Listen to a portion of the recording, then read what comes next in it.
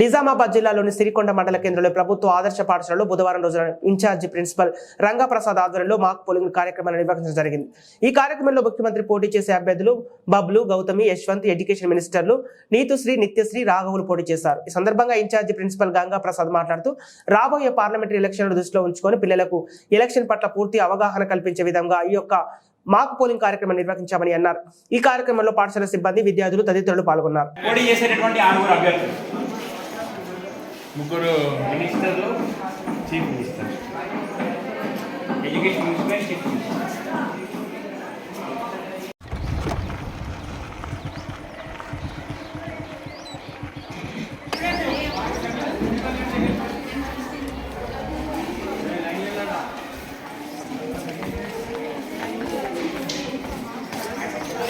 ID చూపించండి అమ్మా, ID చూపించండి, ఇట్లా ఐడి కార్డు చూపించండి.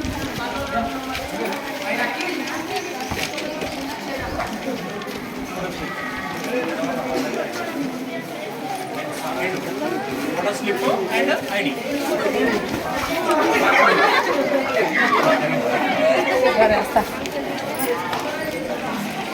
రెండు ministers sir, chief minister and education minister.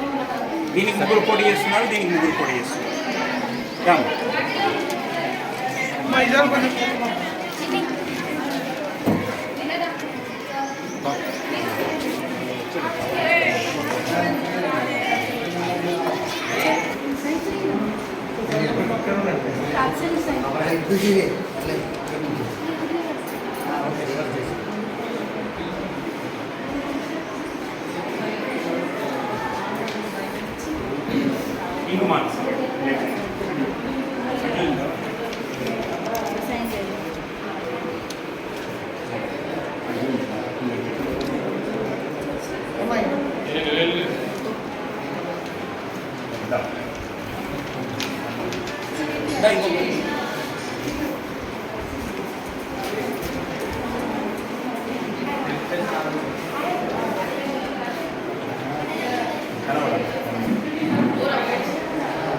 చూడమ్మా,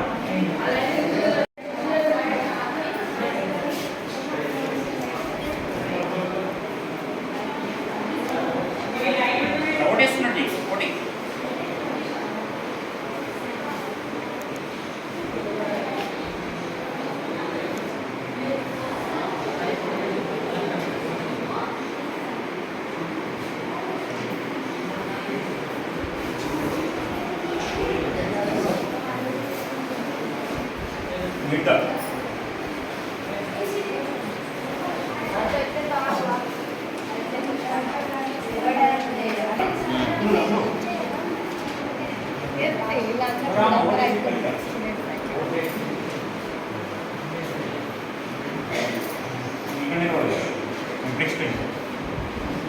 చూడు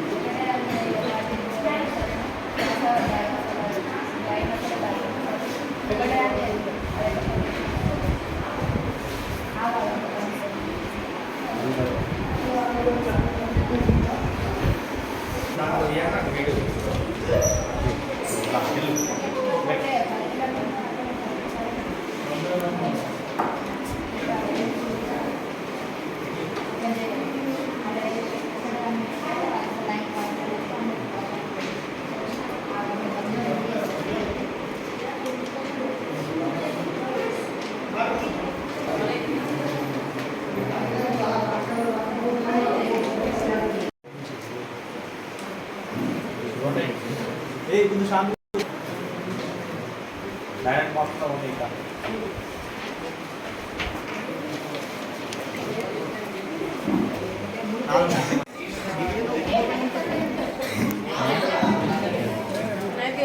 लो ने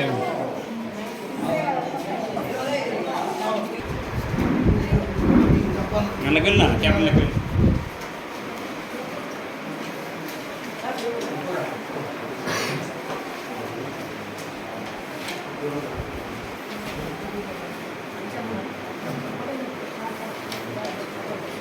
ఇంకే పెట్టి ఇంకే నాలుగు ఆ జాబ్ దానికి వేసి ఇక్కడ వేసుకో.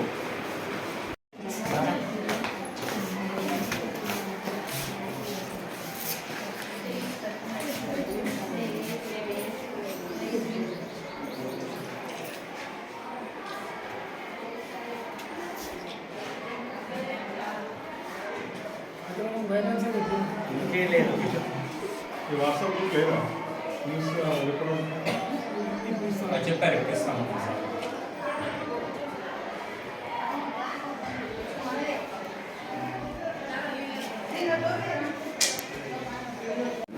రైట్ సార్, నమస్కారం అండి.